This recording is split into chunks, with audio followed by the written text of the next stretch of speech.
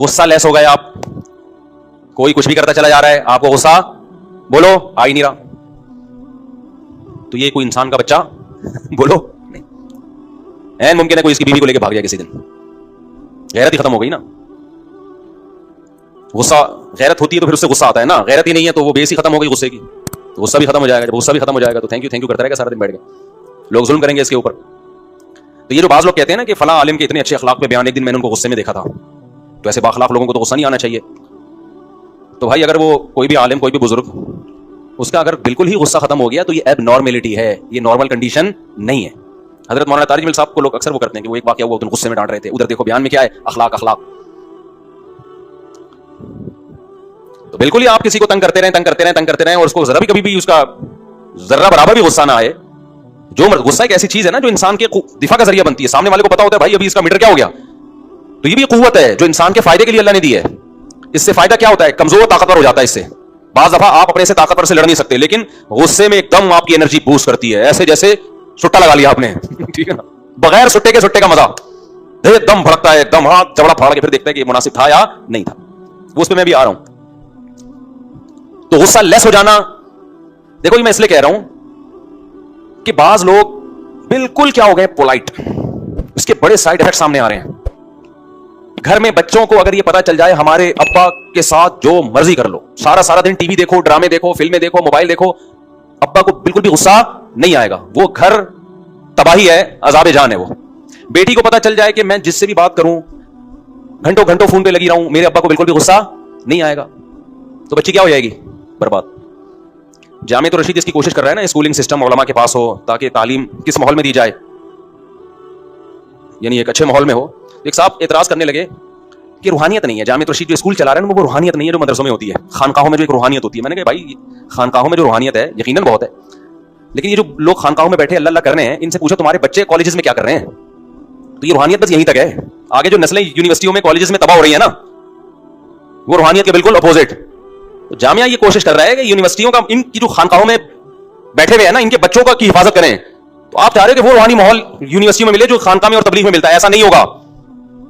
अब तबलीग के माहौल और खानकाह के माहौल को देखकर जामिया के स्कूलों को कंपेयर करना ये हमाकत और बेवकूफी है। स्कूलों को यूनिवर्सिटियों से कंपेयर करो आप, नहीं ये बात समझ। आजकल के स्कूलों में हो क्या रहा है, को एजुकेशन सिस्टम। अब्बा खानकाह में बैठे हुए हैं, तबलीग में गए हुए हैं, और अब्बा की जो बेटी है वो स्कूल में को एजुकेशन में लड़कों से फोन नंबर के तबादले कर रही है। मुझे पता है सारी ऐसे नहीं करती जो बयान सुन रही है उनके अलावा। तो ये पूरी नस्ल जो बर्बाद हो रही है, इसकी भी तो हिफाजत करनी है कि नहीं करनी? इसकी क्या खानका खोल के हिफाजत होगी? अरे बोलो ना, क्या हो गया? ये तबलीग में इसकी हिफाजत होगी? तबलीग में भी होगी, लेकिन इतनी पायदार नहीं हो। तबलीग की अहमियत को तो हम आपसे ज्यादा कायल हैं, लेकिन ये जो नस्ल स्कूलों और कॉलेजेस में तबाह हो रही है ना, ये सारे नेक लोगों के बच्चे हैं जो बर्बाद हो रहे हैं। इनकी फिक्र कौन करेगा मेरे भाई? और एजुकेशन तो जरूरी है। अगर हम तालीमी इदारे बंद कर दें तो मुल्क तो खंडरात में तब्दील हो जाएगा। पहले हम तालीम में पीछे हैं, तो हल यही है कि तालीमी निजाम को और अच्छा किया जाए। और ये इदारे कौन बनाए? उलमा की कस्टडी में आए, नेक लोगों की कस्टडी में आए।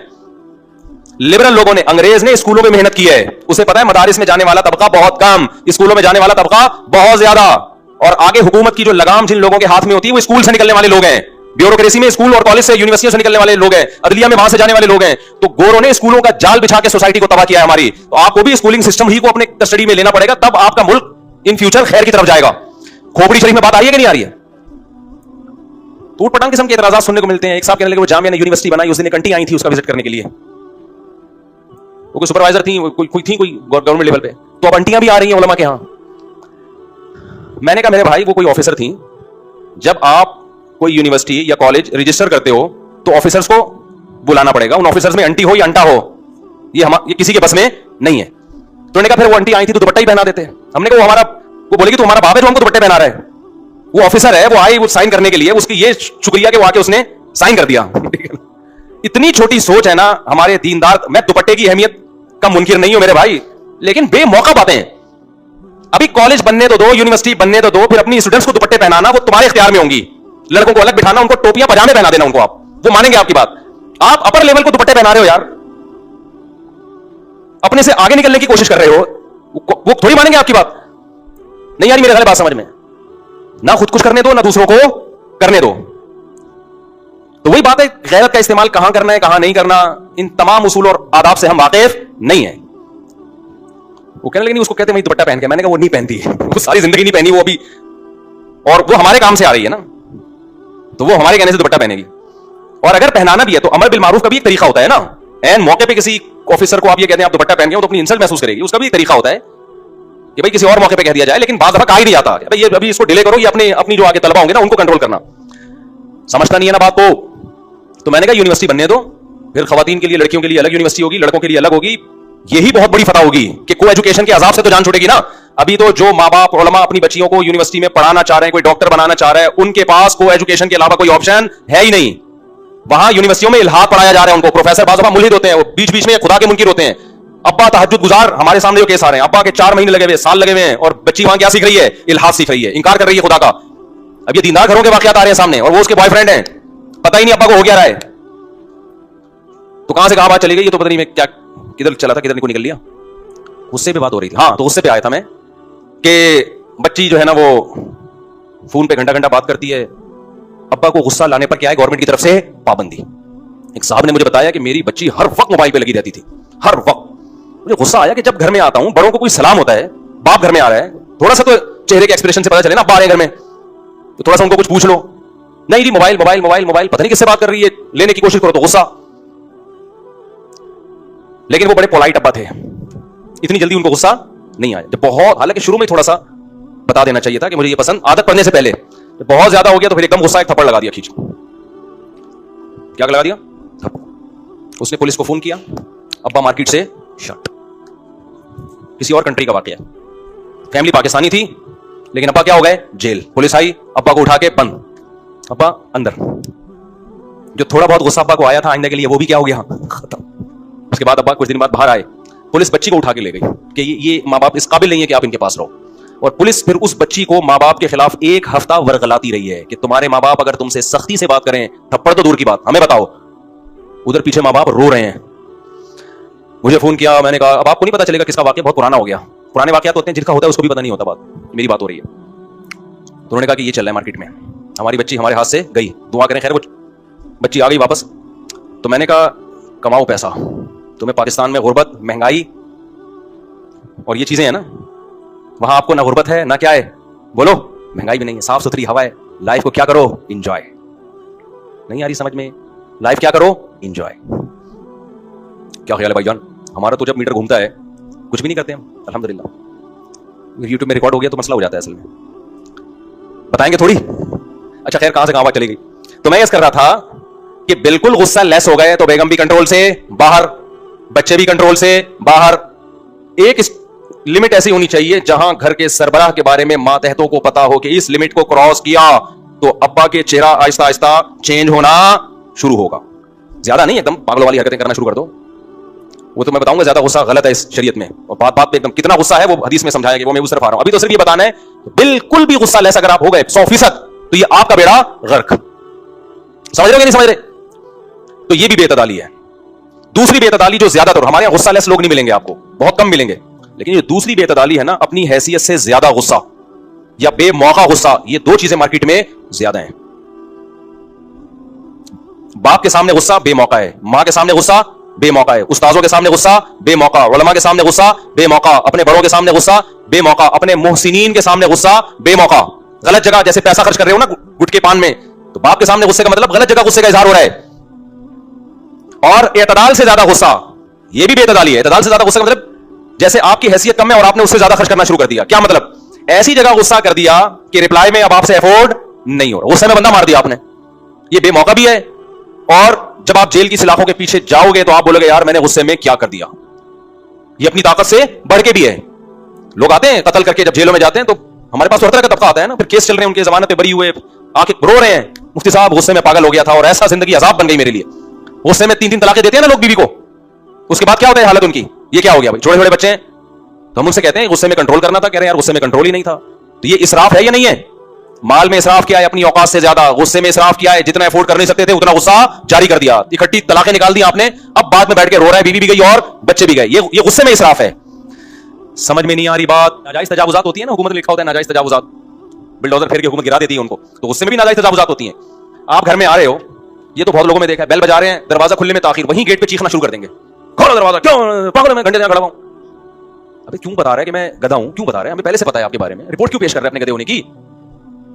आराम से तमीज से खड़े हो जाओ यार। हो सकता है कि आपके घर वाले वॉशरूम में हो, कोई सो रहा हो, कोई इमरजेंसी हो, थोड़ा सा, हम नहीं कह रहे आप गुस्से ना हो, पहले रिपोर्ट तो तलब कर लें कि ताखीर की वजह क्या बनी है। बिला वजह मैंने बहुत से लोगों को देखा है, दरवाजा बजा रहे हैं, बेल बजा रहे हैं, दरवाजा नहीं खुला, क्या अभी बेगम ने खोला, एकदम चढ़ गए उसके, क्या तमीज नहीं है तुम्हें, बच्चा रख के थप्पड़ लगा दिया उसके, इतनी देर से क्यों खोला दरवाजा। और भाई पहले तमीज के आदमी पूछ ले, दरवाजा लेट खुला है, बेगम गेट मुस्कुरा के बहुत आखिर हो गई, 10 मिनट से खड़ा हूं, वो अगर बता दे मैं वॉशरूम में थी, कोई बात नहीं। आप भी कभी कभार वॉशरूम में बैठते हैं कि नहीं बैठते, क्या टाइमर लगा के जाते हैं, क्या हो गया भाई, कभी आदमी 15 मिनट बैठ जाता है, कभी 1 मिनट में बाहर निकल आता है। ये तो पराठों पे है कि कितने सुबह आपने पराठे खाए थे और किस किस्म के पराठे खाए थे, क्या ख्याल है भाई, उस हिसाब से आदमी वॉशरूम में टाइम लगाता है। और अगर कोई भी वजह नहीं है, बेगम साहब का ना मैं वॉशरूम में थी ना कोई और काम था, बस ये कि मुझसे नहीं खोला जा रहा था, सुस्ती हो रही थी, तो फिर आपका गुस्सा बनता है। बेगम पहले तो एक दफा तो आराम से समझाओ ना, बेगम ये काम मुनासिब नहीं, मैं घंटे से खड़ा हुआ हूं गेट पे, अच्छा नहीं, तमीज से। अभी एकदम गुस्सा आ जाना अभी भी ठीक, मौका तो दो ना संभलने का। अगली दिन फिर दोबारा आए, बेल बजाई 3 दफा आपने तमीज से, ये नहीं कि बेल पे हाथ रख के खड़े हो गए। अभी क्या हुआ कि मैं थका हुआ था चंद दिन पहले, दोपहर में सोने के लिए लेटा हूं, बहुत ज्यादा थकावट थी, सोने के लिए लेटा हूं, कोई खातून घर में आई, धड़ धड़ धड़ जोर जोर से दरवाजा बजाना शुरू कर दिया। हमने कैमरे में देखा तो अंदाजा हो गया पोलियो के कतरे वाली आई हैं। अब पोलियो के कतरे बच्चों को हम डॉक्टर से पिलवा देते हैं। खैर मैंने कहा 2-3 दफा दरवाजा बजाएगी, चली जाएगी, बाद में बता देंगे भाई हमने वो निशान लगवाया हुआ है। फिर धड़ धड़ धड़, फिर धड़ धड़, 15 दफा बजाया होगा उसने दरवाजा, जा ही नहीं रही। फिर मैं उठ के बाहर आया, मेरी तो नींद खत्म। अब ऐसा नहीं कि मैंने यहां से, ऐसे नहीं, मैंने कहा मोहतरमा आपको खुद थोड़ा सा ख्याल करना चाहिए, 3 दफा गेट बजा लिया, अगला नहीं खोल रहा तो आप वापस चलिए। हमारी तो नींद गई। अब सारी रात तक कैसे टाइम गुजरेगा, बहुत सारे काम है, जब सोता नहीं आदमी तो, क्योंकि और मैं नहीं उठ के आता तो वो उसने, मुझे लग रहा है क़यामत तक बजाता ही रहना था। तो मैंने थोड़ा सा ना संजीदा लहजे में, ताकि आइंदा ये हरकत, गुस्सा नहीं हुआ लेकिन थोड़ा सीरियस लहजे में, थोड़ा सा ऐसे आंखें करके ना, मैंने कहा ये सही नहीं हुआ, ये अखलाकियात के खिलाफ है, आप इतना ज्यादा दरवाजा तोड़ के आपने जाना है क्या। उसने कहा अच्छा माजरत, सॉरी चलिए। उसके बाद मेरे बारे में मशहूर कर दी थी, अब नहीं बोलूंगा बेचारी, वो फिर उसकी भी बुराई नहीं करनी ना, मकसद सुना दी ना, बस काफी है। अच्छा खैर, तो अब एक दफा हमने हल्का सा गुस्सा किया, दोबारा यही हरकत करेगी तो हम दोबारा इसी स्टाइल में, कि आपको उस दिन समझाया, तीसरी दफा हरकत करे फिर आदमी उछलता हुआ चीखता हुआ अच्छा लगता है। क्या ख्याल है भाई, कि भाई क्या आपको समझाया, आप क्यों दरवाजा पीट रही हो खड़े होकर, फिर मैं चीखता हुआ। अब मैं इस तीसरी दफा में भी ना चीखूं, इसका मतलब हम ही बेवकूफ हैं। फिर हम चाहते हैं कि लोग आए हमारे सर पे हथौड़े मारे और हम आगे से रिप्लाई बोलो ना करें। और अगर मैं तीसरी दफा में भी चीख रहा हूं और कोई मेरा क्लिप बना के यूट्यूब पे डाल दे, उधर अखलाक पे बयान और इधर 2 फुट मुफ्ती साहब चीख रहे हैं, तो ये प्रोपेगेंडा होगा कि नहीं होगा। और भाई पहले तहकीक तौर करो, चीख, मेरे पास जब केस आता है ना मियां बीवी के, वो इतना चीखता है, उस मियां ने उठा के बेलन दीवार पे मारा, बाल्टी यूं करके तोड़ दी, इतना बदअखलाक मियां है, तो मैं खातून से पूछता हूं ये काम किया क्यों, उसने पहले वजह तो बताओ ना। कह रहे नहीं ये कोई हरकत है, मैंने कहा बहुत बुरी हरकत है, लेकिन ये किस चीज के बदले में हरकत हो रही है, ठीक है ना। जब तक वो रिपोर्ट सामने नहीं आएगी, बाज़ रिपोर्ट ऐसी आती है कि वो बेलन के बजाय कुछ और चीज दिल चाहता है कि बम फाड़ देना चाहिए था इसको। अब मिसाल के तौर पर औरत शौहर के बाप को गाली दे रही है, शौहर की मां को गाली दे रही है, फिर भी वो गिलास उठा के सर पे भी नहीं तोड़ रहा, दीवार पे तोड़ रहा है यार, और गिलास भी अपने पैसों का लिया हुआ। आप कोई खातून कहे मेरा मियां बदअखलाक है, बात बात पे गिलास उठा के तोड़ता है, तो भाई किस बात पे तोड़ता है वो रिपोर्ट पेश करो। आपने क्या बोला था कि इसने गिलास तोड़ा। ऐसा नहीं होता कि किसी की रिपोर्टें आ जाए वो बड़ा बदअखलाक है, वो उसने ये कर दिया, उसने यूं कर दिया, तो देखो बदतमीज आदमी है। भाई बदतमीजी का फैसला जब होगा कि जब किस बात के जवाब में इसने ये काम किया है, तो कभी भी एक तरफा बात सुन के फैसला नहीं कर। बाज़ दफा औरत के साथ होता है, मर्द आके कहता है कि ये यूं चीख रही है, मुझे गालियां दे रही थी, अब बताओ कोई औरत किसी शौहर को गाली दे सकती है? बिल्कुल नहीं दे सकती। लेकिन आपने क्या कहा था जिसके जवाब में गाली मिली, अपना नहीं बताएगा। नहीं मुफ्ती साहब अभी बताओ बीवी शौहर को गाली दे, अबे मैंने कहा तूने क्या बोला था पहले ये तो बता। तूने अगर उसकी मां को गाली दी है तो इसका मतलब उसने तुझे गाली देके कम तुझ पर एहसान किया। देनी तो तुम्हारी अम्मा को चाहिए थी, उसको देनी नहीं चाहिए। मैं कहीं खवातीन देना शुरू कर दें कि वो जो आपने फलां सन में भी दी थी, तो मुफ्ती साहब ने जवाब का फतवा दिया है, तो वो 25 गालियां मैंने नोट करके रखी हुई हैं, 20 साल से अब तक दी नहीं थी, तो वो 25 की 25 आपकी वालदा मोहतरमा ना दे। लेकिन ला युहिब्बुल्लाहुल जहरा बिस्सूई मिनल क़ौली इल्ला मन ज़ुलिम, कुरान कहता है अल्लाह बुरी बात पसंद नहीं करता मगर जिस पे जुल्म हुआ हो, जुल्म के रिप्लाई में उसने किया हो, तो फिर जज़ाउ सय्यतिन सय्यतुम बिमिस्लिहा। समझते हो कि नहीं समझते हो? तो गेट पे जब जाओ, दरवाजा लेट हो जाए खुलने में, यहीं से इंसान की, ये ऐसे केसेस है, इससे फौरन पता चल जाता है गेट पे। तो अगर एकदम उछलना कूदना शुरू कर दिया, बदअखलाक आदमी तमीज से खड़ा हुआ है, चाहे आधा घंटा हो गया 1 घंटा हो गया, गेट खुला, पूछा भाई क्यों, आराम से पूछा, इसका मतलब बंदा क्या है, खानदानी और तमीजदार। फिर अगर जवाब वहां से कोई माकूल उजर नहीं है, फिर गुस्सा करता हुआ अच्छा लगता है। पहले ही उछलना शुरू हो जाए, इट मींस ये बंदा तमीजदार नहीं है, इसको गधों के साथ होना चाहिए था, गलत पैदा हो गया है, इंसानों में पैदा हो गया। तो गुस्से में बेअतदाली क्या है, चीखना बिला वजह। इसी तरह ये भी है, आप 2 केसेस में एक तरफा बात सुन के एकदम बिदक जाते हैं, ये भी बेहतर। आजकल ये बहुत हो रहा है, एक तरफ की बात सुनी, दूसरी तरफ की सियासी लीडरों में देख लो ना, आप जिस सियासी जमात को सपोर्ट करते हैं उस पे कोई एक लफ्ज एतराज कर दे कि आपके लीडर ने ये जुर्म किया है, एकदम उस सियासी जमात को मानने वालों के मुंह से झाग निकलना शुरू गुस्से में। और वो आपके लीडर को बुरा भला कहना, तेरा लीडर यूं चोर है, तेरा लीडर यूं। अबे भाई, तेरे लीडर के बारे में कोई लफ्ज बोला है तो पहले तहकीक कर ले, हो सकता है ये क्या हो। सही हो, आपने क्यों कलमा पढ़ लिया किसी के नाम का कि सारे दूध के धुले में मेरा लीडर दूध का धुला हुआ, दूसरा वो जहन्नम में जाएगा। सुनने का तहम्मुल खत्म हो गया है, बर्दाश्त ही खत्म। इसलिए हमने अब ये सियासी तर्जीह भी छोड़ दी है मिंबर से। हमें पता है भाई ये कौम में बर्दाश्त बिल्कुल भी नहीं है। जब तक आपके लीडर की तारीफ करो तो मुखालिफ पार्टी आप पे हर इल्जाम लगाएगी और आप बोलोगे ये मुफ्ती साहब जिंदाबाद। और जहां आपके लीडर की जरा सा बता दिया कि भाई ये फॉल्ट है, ये गलत है, और दलाइल के साथ, ऐसा भी नहीं, तो जो आज तक जिंदाबाद कह रहे थे एकदम आंखें क्या कर लेंगे, सर पे रख लेंगे, और मुखालिफ वाले जिंदाबाद शुरू कर देंगे। अबे ये क्या कर रहे हो भाई। मैं बार बार एक बात कहता हूं, अपने सियासी लीडर के बारे में ये समझो बहुत अच्छा है, इतना नहीं जितना हम समझते हैं, थोड़ा सा क्या कर लो कम। और मुखालिफ वाला बहुत ही गंदा है, इतना नहीं जितना हम समझ रहे हैं। लिहाजा उसमें कोई खूबी होगी तो मानेंगे, अपने वाले में कोई खामी होगी तो उसको भी हम क्या करेंगे, मानेंगे। मानो अपने वाले को ही, सपोर्ट करो उसको। एतदाल समझते हो कि नहीं समझते हो, तो गुस्से में क्या करना है, एतदाल। बेमौका गुस्सा नहीं करना। अब्बा के सामने अगर सही बात पे भी गुस्सा आ जाए तो बाद में माजरत कर लेनी है। क्या ख्याल है? बड़ों जो है ना, जिनके एहसानात ज्यादा होते हैं, उनकी गलतियों को भी अपने खाते में डालना चाहिए। हमने तो बड़ों से यही सुना है, गलतियों में उनको फॉलो मत करो, लेकिन उनकी गलतियां डालो किसके खाते में, ये इंसान के खानदानी होने की दलील है। अक्सर मैं एक वाकया इस पे बताता हूं। ये सारी चीजें तरबियत की मोहताज हैं, ये सिर्फ सुनने से नहीं आती। ऐसे लोगों में रहना पड़ेगा जो गुस्से पे कंट्रोल करते हैं।